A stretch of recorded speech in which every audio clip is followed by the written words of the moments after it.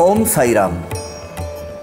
सुखी, संपन्न और आनंददायी जीवन जीने की राह यानी भगवान श्री साई बाबा का श्री साई सच्चरित, ये पवित्र पावन ग्रंथ।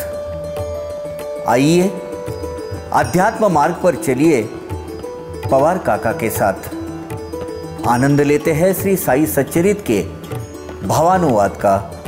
ओम साई राम। ओम साई राम।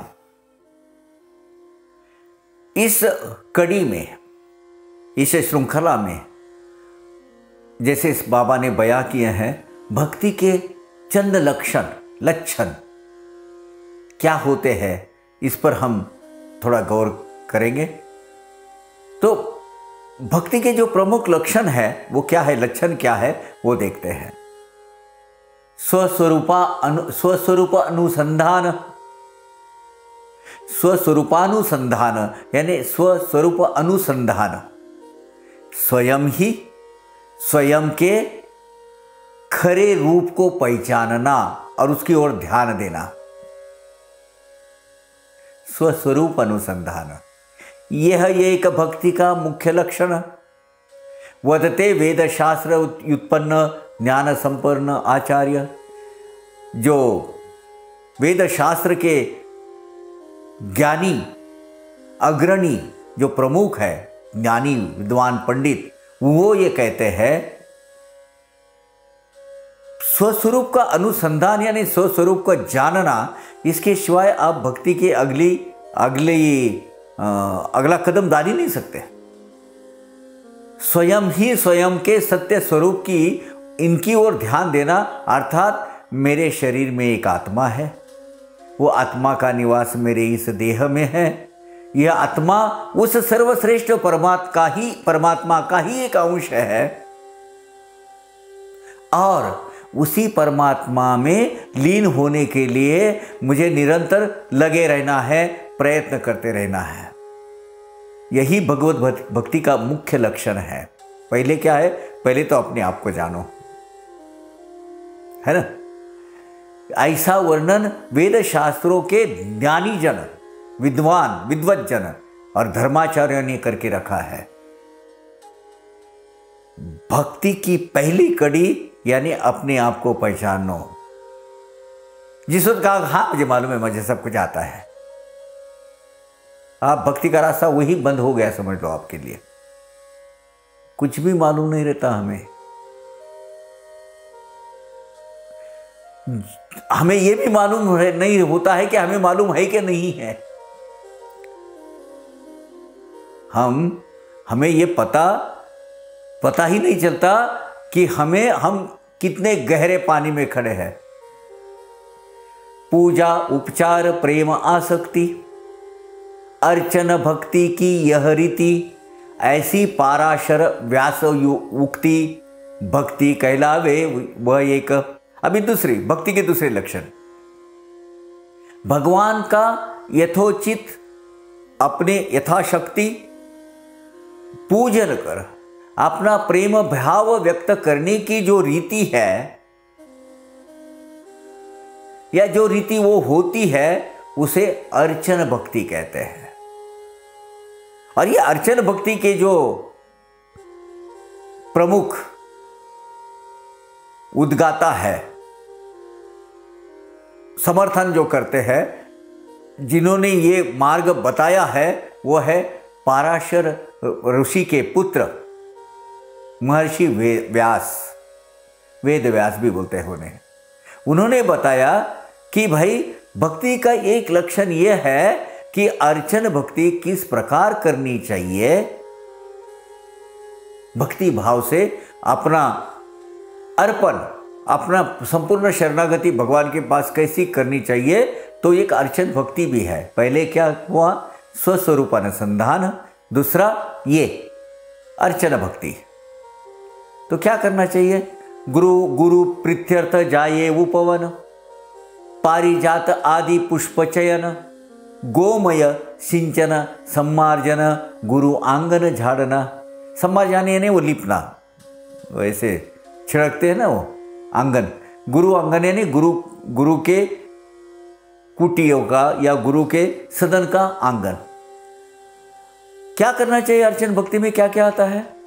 गुरु पूजा के लिए बगीचे में जाओ, पारिजात आदि विभिन्न पुष्पों का चयन करो,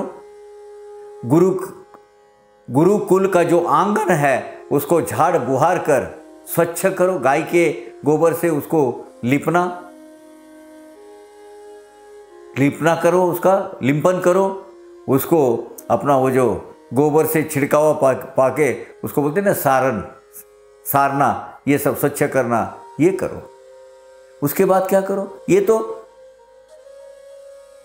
ये जो स्थल है वो पवित्र हुआ। अब आगे प्रथम स्नान संध्या करना, गुरुदेवार्थ चंदन उगारना, पंचामृत से स्नान कराना, धूप दीप अर्चन सहित। क्या करती है अर्चन भक्ति में क्या क्या आता है? यानी संध्या का मतलब क्या है? ब्राह्मण, क्षत्रिय, वैश्य, इन तीनों वर्णों को द्वारा जो दी जाने वाली जो धार्मिक उपासना है उसको संध्या बोलते हैं। और पंचामृत, दूध, दही, शक्कर, घी और शहद, इस 5 तत्वों से और उसमें तुलसी पत्र मिलने के बाद जो मिश्रण होता है उसको कहते हैं पंचामृत। तो फिर उसके बाद क्या करना चाहिए? सर्वप्रथम स्नान करें, फिर संध्या करें, गुरुदेव के लिए चंदन घी से फिर गुरुदेव तथा भगवान को पंचामृत से स्नान करावे। उसके बाद धूप दीप आरती आदि से गुरुदेव तथा भगवान का पूजन करें भाव के साथ। ये महज एक उपचार नहीं, बस एक मॉक ड्रिल नहीं है, या तो समूह कवायत नहीं है, एक्सरसाइज नहीं है। सच्चे दिल से अंदर से वो अर्चन भक्ति होती है, नहीं तो फिर वो महज एक एक्सरसाइज होती है ना। तदुपरांत क्या करना है? उसके बाद क्या करना है?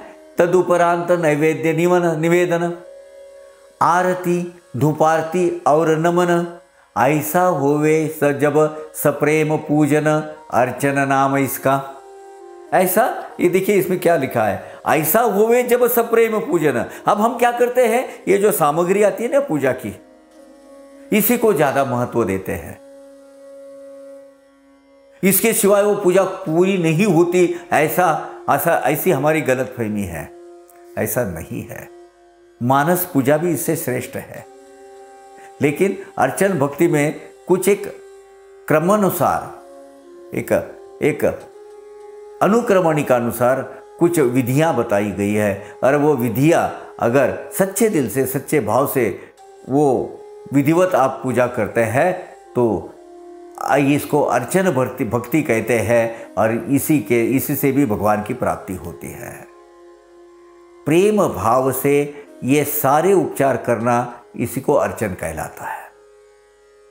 चित्कला अपने हृदय की, निर्मल शुद्ध बुद्ध स्वभाव की, मूर्ति में करे स्थापना उसकी, अर्चना करना प्रारंभ करे। चित्कला, अपने अंतर की जो चैतन्य शक्ति है, वो चैतन्य शक्ति शुद्ध, निर्मल तथा प्रेम पूर्वक भक्ति भाव से बुद्धि को स्थिर कर मूर्ति में उस चैतन्य शक्ति की प्राण प्रतिष्ठा करे और आगे की अर्चना प्रारंभ करे।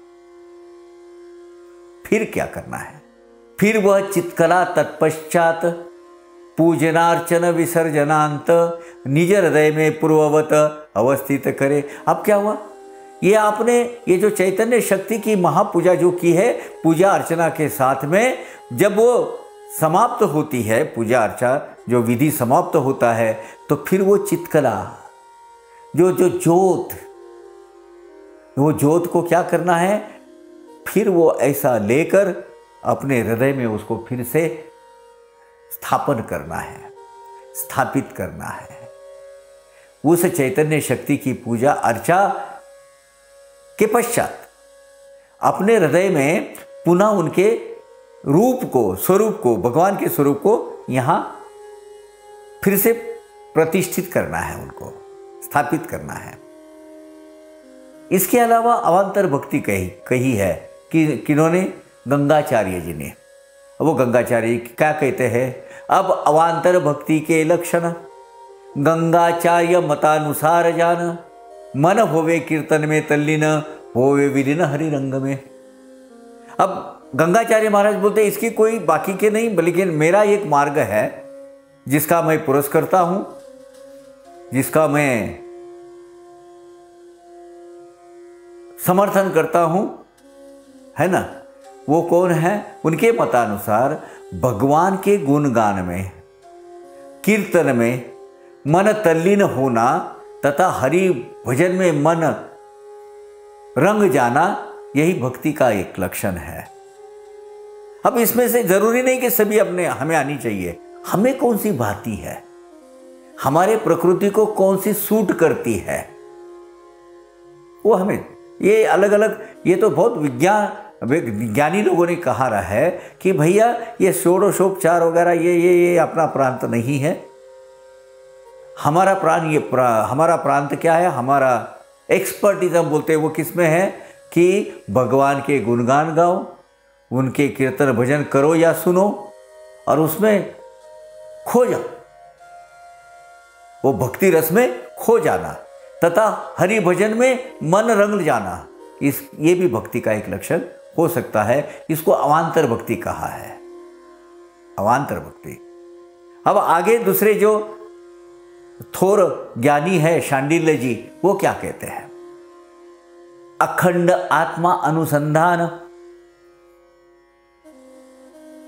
अनुसंधानित रहना आत्मा से, अखंड आत्मानुसंधान, कथा कीर्तन विहिता चरण, उससे आगे की भक्ति जान, शांडिल्य वचन ही है ऐसा। शांडिल्य मुनि जो है उनके मतानुसार हम अपनी अंतरात्मा को सदा भगवान के साथ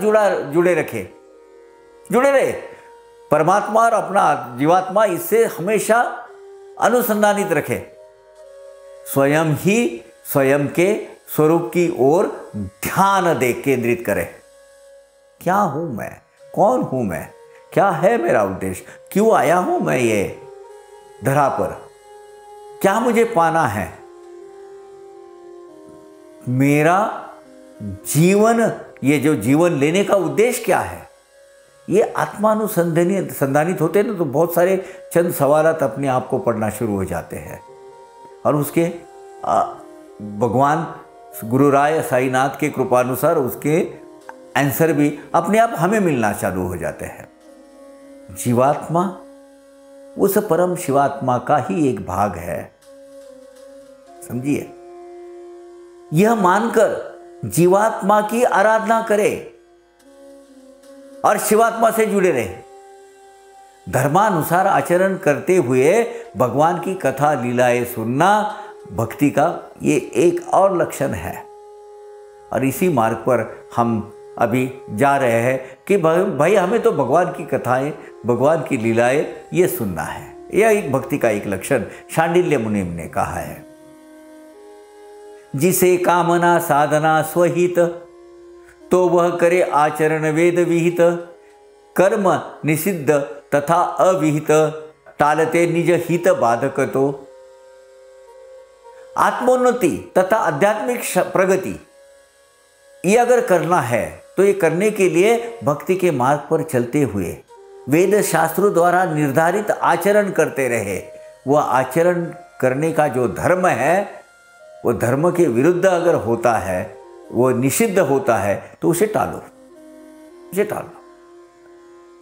अपने जो हित के मार्ग में बाधक हो या उसको बाधा पैदा करने वाला ऐसा कुछ भी कार्य हो, ऐसा आचरण कतई न करें, क्योंकि वे हमारे लिए लाभप्रद हो ही नहीं सकता। यानी ये एक बहुत सादा सरल मार्ग है कर्म मार्गियों के लिए। क्या अपने विहित धर्मशास्त्रों ने बताए हुए, वेद वेदांगों में बताए हुए आचरणानुसार अपना निजी जीवन बिताए, बाकी कुछ भी करने की जरूरत नहीं है।